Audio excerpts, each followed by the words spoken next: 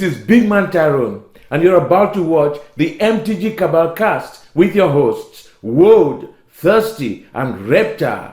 Sub to us on all your podcast networks at MtG Cabal Cast and YouTube. Alrighty, guys, welcome to the newest episode of the Cabal Cast. This is going to be kind of a unique one. We haven't really done an episode like this before. So we're actually, for those of you that follow us on Twitter, there was a tweet that we retweeted and said this is a great example of what we call the invisibles. So after discussing topics, each of us literally thought this tweet was so important to MTG Finance and the LGS perspective especially, that we decided to do a deep dive in an episode about it. So, for those of you, we will have the link in the video description. This is a tweet by Listener Elves that is literally about the invisibles, as we call them. So without further ado, let's get started. So the top level of tweet that I have right now basically talks about who the invisibles are as an LGS goer, somebody that plays in an LGS, and how you should set your expectations of this group, not in like, oh, because you need to treat them with kid gloves, but because they don't necessarily follow what goes on with the RC in regards to Commander. They like to do things at their own pace. And so that's kind of what the tweet is, but that idea is pretty applicable all the way down. Right. And I think one of the most important parts about this tweet is literally, like, Listener Elf says, the player who gets a precon for their birthday and leaves it unchanged. They buy boosters and may put some other cards in it. That's exactly a perfect description of who we're talking about here. They're not your F&M grinders. They're not, they show up for pre-releases, right? Mm-hmm. Because they think it's a cool chance to get new cards. Yep. And that's probably it. Yep. The invisibles that I have experience with at a local level are basically those people, but they're a little more whalish. So they do come out to pre-release events, but they don't come to play. They were coming because I was there vending on behalf of, let's say, Troll and Toad at the time. And I had duels with me. I had high-end stuff. So, to interact with a vendor and to trade up or trade in what they had at the time for something bigger and better for Commander, that was their time to do it. Effectively quarterly throughout the year, they would come out to these events. These the invisibles that I know are a little more unique in that they do draft a lot themselves, but it's because each of them buys a box, and I'm never quite sure where, because it either sounds like they keep going to different stores between where they live and where I live, or they order online. So it seems like in regards to what's the word? Brand, I can't think of it. Allegiance, there it is. They have no real allegiance, especially because nobody really sells singles in the area anymore. There's one store, and if they can make it in time because it's at a mall that closes at 7 p.m., like on the weekends, so be it. And these people are to me, less atypical than I think they're less atypical than I really believe, and they are the invisibles. These are the people that I believe are the invisibles, and these are the people that kind of power, the Commander market, because it's not like these people run one deck. They're running, every now and then one of them hits me up looking for duels, but it's not because he's looking to upgrade one deck. He has 5, 6, 7 decks, and now is the time where he can, afford another duel to put in one of the other decks. And I think, too, these are the people that, they'll have one set of cards and proxy up the rest, which may not seem like it has a huge influence on MTG Finance, because, you are literally just like, all right, you're buying one UC, you're buying one whatever. Mm-hmm. And it's not, they make up for it not in volume of cards, but in volume of players. Yes. I distinctly remember a kid came in, said, hey, my friends are playing EDH, they're playing, we called it Type X back in the day. Okay. They're just playing kitchen table. Yeah. And, they've got these really good decks, and I want to build something that competes. And I remember sitting down with him and literally building Cascade Jund, when that was a thing way back in the day in Standard. And then, lo and behold, what happens next week? Kid's friend comes in and says, hey, you built my friend this really good deck. Escalation. I want to do something that's even more broken. So I built him Tinker Blightsteel because nobody like these are the people. They don't necessarily have rules. It's all house rules. They're learning the game. It's like when you first started Yep. and you were getting a grasp for it. And when you look at a Grand Prix and you see the players that show up, that is a fraction of a percent of the people that play this game. Mm-hmm.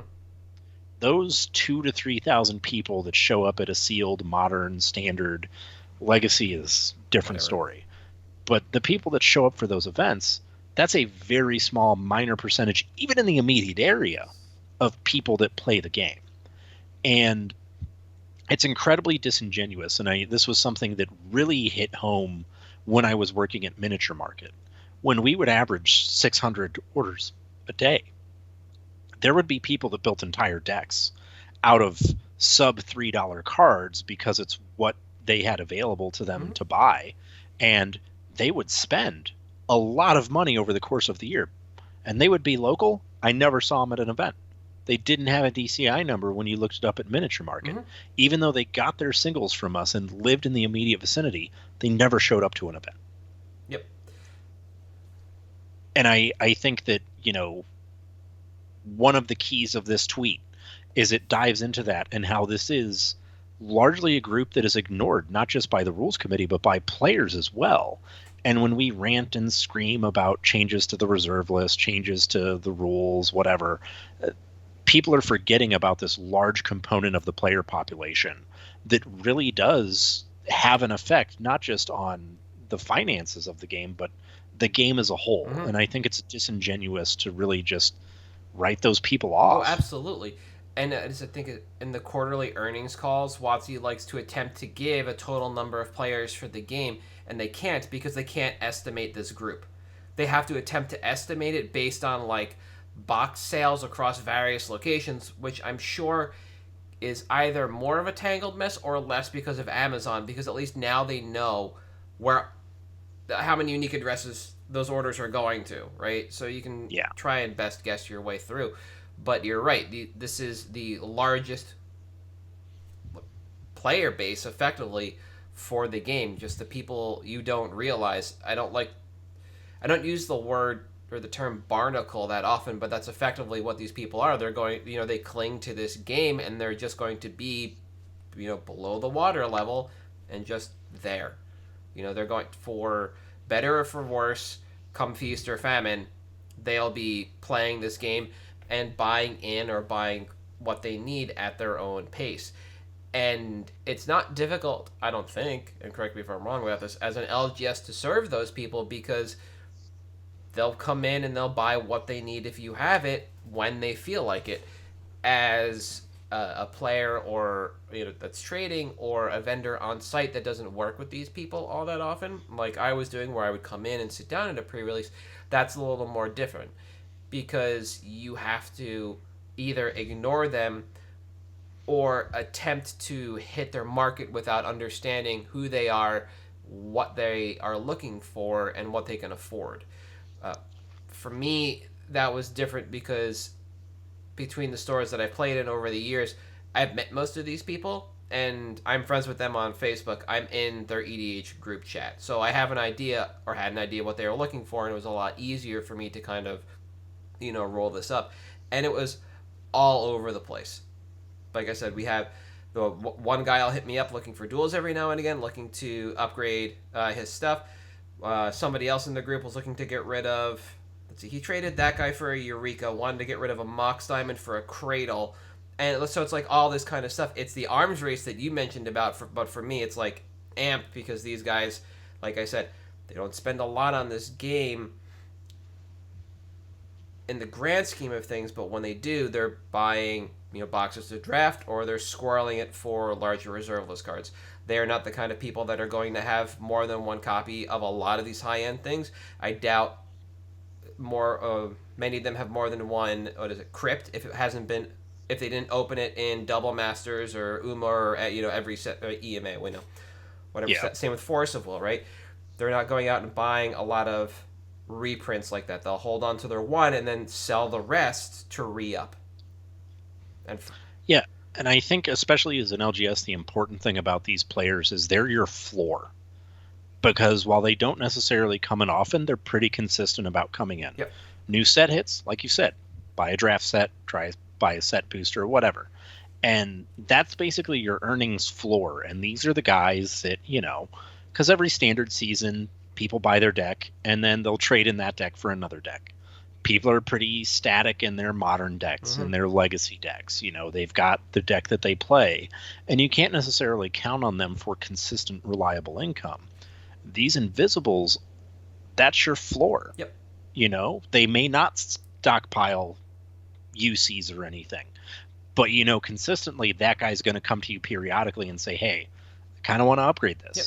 Kind of want to get a Mox Diamond. Kind of want to get a Cradle. Kind of want to get a Crypt. I actually have a really good anecdote about this. So a couple of years ago, when I was one of the only collection buyers in the area, I happened upon a heavy foil collection, and it was a father-son combo that wanted to get out of the game. Some of their stuff had been water damaged based on the company that they owned, and they wanted to put more money back into the company. So I sat down with them, and when I met, I was like, I know the son. I've seen him at the store. Sure enough, for pre-releases, I was able to put it all together. And I went through. I priced it out. I bought the stuff. We were all agreeable. And then I was talking to one of the managers at the LGS. I was like, yo, I just bought these guys' collections. I had no idea they had this stuff. And the manager was like, yeah, the son just comes in and plays pre-release, but the father just buys all the insane foils that we have. So we would never. Did you notice how there were never any in the case? Because they're always set aside for when he came in predictably, and he would just buy everything. That was the agreement they had effectively behind the scenes. Whatever they opened or bought or traded for, he would just come in and scoop, no questions asked. That's amazing. Yeah. And that's that's what it is. It's the consistent, this is my floor. I know they're going to come in regularly. They're going to do exactly this every day, and or every week, every quarter, whatever the case may be.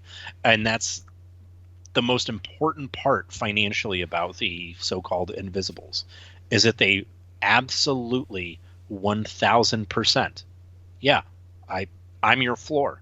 I'm the guy that you're going to set those foils aside for, because guess what? I'm going to come in and they're pre-sold.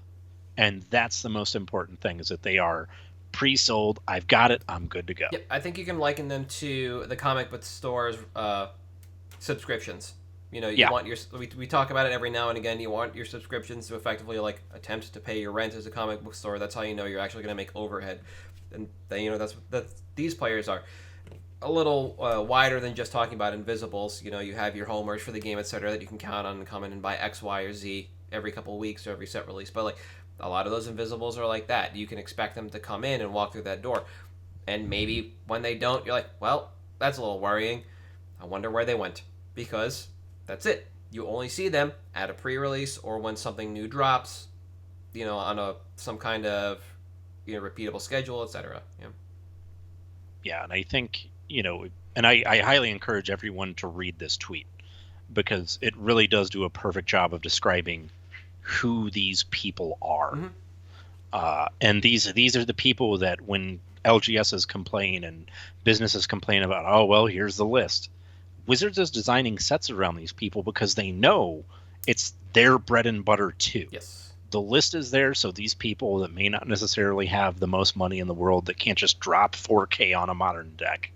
Hey, I kind of want to get some brain freezes. I'll crack packs for that. That's fun. And it's, the people that the secret lairs are for. Yep. The people that love this really cool stuff. And it is something that is so pervasive in the game that I don't think necessarily always gets the credit it's due, because it is something that, when you talk about market manipulation, they're not behind it. When you talk about surges in price or surges in a deck's playability in the metagame, they're not part of it. Yeah. But Wizards of the Coast is keenly aware that they are part of the fabric of the game, from gameplay to finance to everything. And I think it's one of those things that people need to take cues from them. Because look, say what you will about Wizards and what they get wrong, this is one thing I emphatically believe they got right. Absolutely. And I think some of it comes from the fact that when you talk about the Invisibles, it might seem like a pejorative term. Like there's that for whatever reason, these aren't the same kind or quality players that you find at FNM, and that's not the case. I don't know many whales in this space, but the majority of them do not play this game. Or if they do, they don't play at FNMs. They play at home with their friends because that's where you can drink beer. Yeah. Which is really what they're all about. Yep. And, whales are definitely a market space. You touched on it with Secret Layers. Those are the ones that are going to be buying a lot of boxes. But the Invisible spans a gamut, and I think if people are thinking about them in any kind of negative way, you need to kind of distance yourself from that idea, because the Invisibles keep this game going. There's nothing wrong with being an Invisible.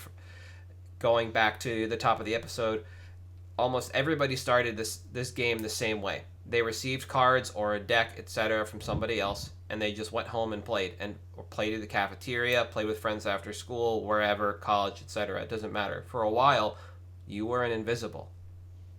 Yep. That's it. And then for a lot of us, it became life. We moved beyond that and grew past that. Mm-hmm. The Invisibles are the large majority of people that just didn't. Yep.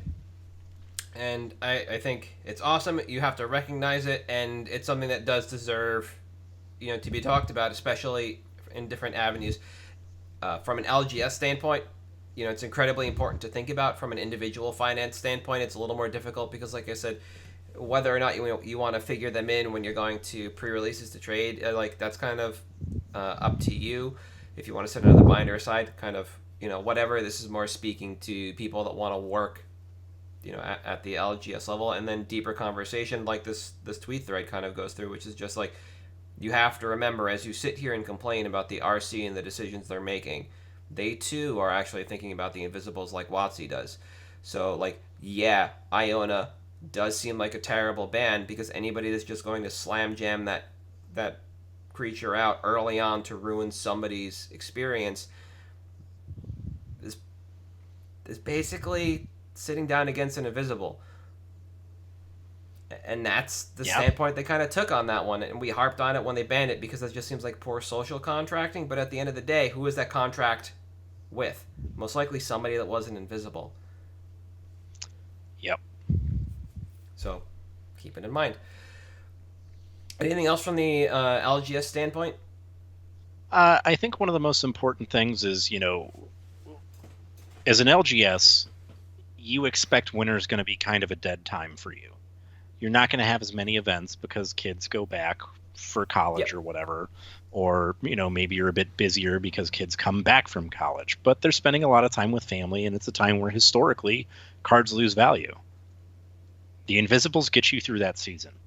When I talk about, they're kind of your earnings floor, they're the people that are coming in, and they're, literally their grandma comes in and says, hey, my grandson plays this game, I don't know anything about it, what do I get him? Yep.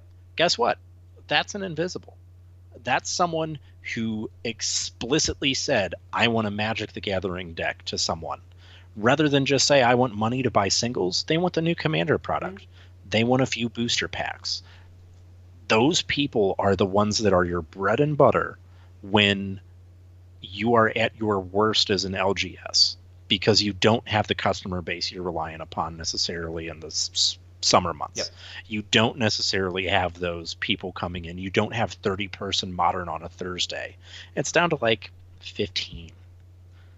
Those are the people that get you through those times. And those are, in my opinion, some of the most loyal customers. Maybe not, like you said, to the store, but to the game. Yeah. And that is the reason that those people will get you through that time. Mm-hmm. Because whatever rules changes come, damage doesn't use the stack all of a sudden, and the game is strictly worse for 15 years and still is. But they're still playing. Yep. They're still buying those products. Absolutely. And that's what gets you through those downtimes. Yep. That's the last thing I have from the LGS side. Yep. Absolutely. And I think there's also something interesting to know. Every now and then it'll come up in pop culture, it'll float through something. It's you wouldn't believe what we caught the kids on the set of Cobra Kai doing. Jamming Magic, and from the looks of it, pre-cons at the time. Yep. Pro tip: you'll never guess what most of the bands on the Vans Warped Tour did as well. They Yeah. also jammed Magic in their off time. It's not uncommon. Like, Yeah. I haven't seen MC Chris in a while, but I used to just bring him Magic product all the time. I have a, like... Post Malone Yep. was now, in an LGS working, basically. Yep. I think the first time I saw MC Chris was like 2005, and I was like, oh, I'll bring my DCI card because it was the clear one at the time, and it was so early on in the tour, and I brought it to him, and he was like almost exacerbating. He's like, you have no idea how many of these I signed. It's just like, all right, dude. Sorry, man. No, it was cool. Like, he was happy about it. Yeah. He's just like, oh, another one. Shit. It's like, That's amazing. There are a lot of you fucks out here. Like, yeah, there Yeah. are. It's the last DCI card I think we received as players, the clear one with like the little wood grain on it, and it's in a case somewhere with some zombie tokens that he signed. Oh man, those were the days. Like, every now and then it pops, it hits in pop culture, and there are a lot of these people who just like don't have the time to sit down on LGS, don't have the desire to. Sometimes they just don't want to be recognized, so they just play at home, and thus that makes them an invisible. And here we are. Here we are for picks. I don't know who went first last week. I think you did, okay. So I'll go first this time. Take it away. If you watched Worlds, you heard about this card. If you have half a brain, you heard about this card. Expressive Iteration. Specifically, I'm saying the promo pack version. Why when it's the most expensive? Well, because those packs are still coming out, and they'll tank a little bit. Not necessarily tank, but I think we'll see them in about the $9 to $10 range. Right now, foils are sitting at about $16.50 low, plus shipping. Yep. If you've played this card, if you've seen this card played, you know this card is insane. This card is the Nutter Butters.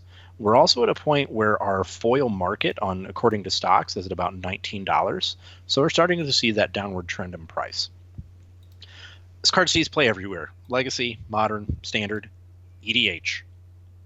I think long term, you're not looking at probably like a $20 to $30 buy list for maybe 6 to 8 months at least. And that's if we see Modern Paper Magic return to scale. This card is great in EDH, though. Yes. It's in your Spellslinger formats. It does everything you want it to do. Top 3 cards, hand, exile, bottom. It's great card filtering in colors that love card filtering and love being able to play spells. So Card Kingdom right now is sitting at around $760. Not buying a whole lot of them. Card Kingdom also happens to be an LGS. So they've probably got packs and packs of these things sitting around. I think if you can pick it up, trade at the end of a night after the pack's given out at FNM, great, do it. Trade it at 10 to 15 all day long. But I think that realistically, rather than 6 to 8 months, we're probably looking at a timeline of about 8 to 10. Okay.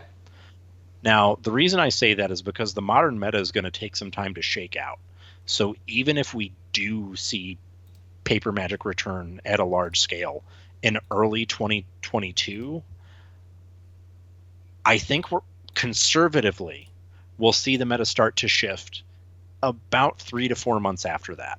So you're looking at probably 8 to 10 months that we'll see this card finally settle into an archetype. Until then, the price is going to be a little bit more volatile. I think in the short term, it does tank a little bit, lower. But I think that once Modern hits in paper, be careful because a lot of these cards are going to fluctuate all over the place. Because the meta is going to be wild. There's going to be a bunch of stuff that people haven't tried before that they're experimenting with that's going to go on camera and do well and be a flash in the pan. Similar to when Grixis Control, Shoto won with Grixis Control, and he was like, don't play this deck. It's a Pro Tour deck. Yeah. That's what we're going to see when Modern returns. So a bit more conservatively, I'd say you're looking at probably, for me, I'd be comfortable with about an 8 to 10 month timeline on this card. Now, that's for Modern. If you're doing this for EDH, there's no timeline. Yeah. This card, this promo will only go up long term. We'll probably get a Mystical Archive equivalent of this card at some point. We'll probably see it in a Secret Lair. I think it's foolish to plan for those things. It's good to be aware of them. But I think that long term, this is a card that's going to go in every single red-blue EDH deck. Ever. Yeah. Don't care what you're doing. You can be in red-blue aggro. you still want this card in your deck. You just do. It's that good. Yeah. It's insane. When it makes it down to vintage, you should probably take heed, and that's where we see it. Even as a one-of, because that's just generally what power and 51 one-ofs. It can't be understated how good this card is and what it does, and I don't think it's necessarily good enough to warrant a banning anywhere, or the cards around it will receive a banning in an effort to cull the card. So I just, the only way this card loses power and value over time is if formats warp in such a way that it becomes an unplayable card, and I just don't see that happening at any point in time. Right now, you see this card more often alongside Dragon Raid's Channeler than you do Ragavan, because there are a number of Izzet decks in Modern, and not everyone runs Ragavan, but almost everyone does run Dragon Raid's Channeler. And similarly in Legacy, we have basically Blue-Red Delver running around again. And this is a card that helps power through that exactly. It just helps set up and power that deck. And I think it's a powerhouse card, like Rip Apart, when we were looking at it earlier. It has an incredible amount of flexibility. It helps set up your game state. It helps you play through. And it's just going to be such a foundational element to all formats in the game that getting in earlier rather than later is... in regards to promo pack offering, a little later, but you know what I mean. You don't want to be waiting 9 to 12 months to be trying to get in. Now is when you would want to do it. Exactly, and I think it's something that, in whatever quantity you want, because it does see so much play in Vintage and EDH, that if you get 1, if you get 3, it's not something you necessarily need to move as a play set. Whereas there are certain cards where when you get them, you only want a 4 of. Yeah. This sees play in enough formats as a unique instance of a card that any amount is okay. Any amount whatsoever. Exactly. And you mentioned Modern being in flux, and the same thing's going to go for Legacy. People are looking for some action to be taken, and if anything is done in either format, be it that the meta shakes out or action is taken by WotC, the opportunity for this card to change from a 4 to a 2 of, or vice versa, becomes a lot larger. You might not need all 4 is basically what it comes down to. Or you might need 4 up from 2, depending on what you're doing. So it's like there's a little bit in there as well, and that kind of speaks to exactly what you said. Any amount will do you. Yep. So what you got? For this week, I'm sticking with my tried and true EDH, and I'm going with Sword of the Animist from Origins. It's just the version I've been watching for the longest amount of time. And it's a card that just became, again, EDH foundation, so to speak, because of what it does. The +1/+1 is almost inconsequential, but whenever you attack with the creature it's equipped to, you search your library for a basic land card, put it onto the battlefield, tap, and shuffle your library. So it's a free rampant growth every time, your creature attacks. I started watching this card not that long ago, towards the end of August. CK was buying 17 at $3.50. There's 269 nice on TCG Player for $7.12.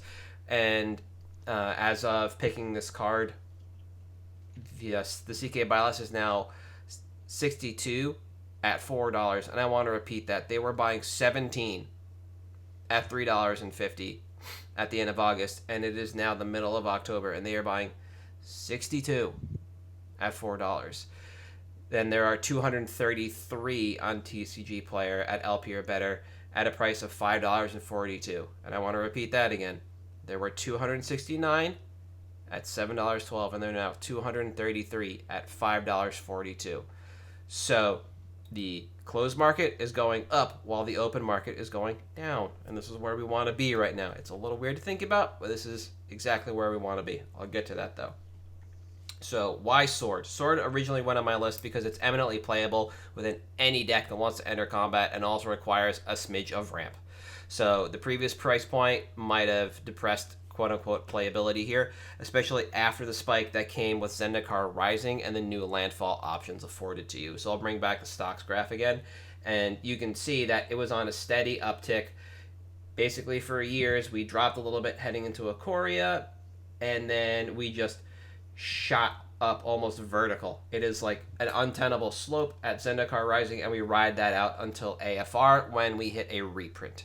And now we finally dropped off of a slope that was obviously untenable, and we're going to see a little bit of a rise coming out of this. So, within the format, this is a low mana value, continuous ramp, and a color agnostic form, which provides a different value proposition to a number of decks than Gilded Lotus, a pick I made before, where they don't need a quote-unquote burst of ramp and can appreciate smooth acceleration. So Gilded Lotus is 5 and makes 3, right? So that's just going to shoot you up. It's the same thing as Thran Dynamo and stuff like that, where you want to be you can afford to be a little more smooth with what you're doing because you're playing up and down the curve. You're not trying to go from 4 to 8 or 4 to 9.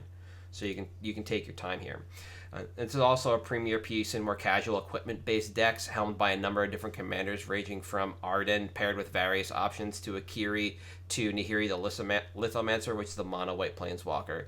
As a piece of equipment, it's not pivotal in these decks, but it does allow them to, quote-unquote, again, keep up and eventually make multiple plays in a turn.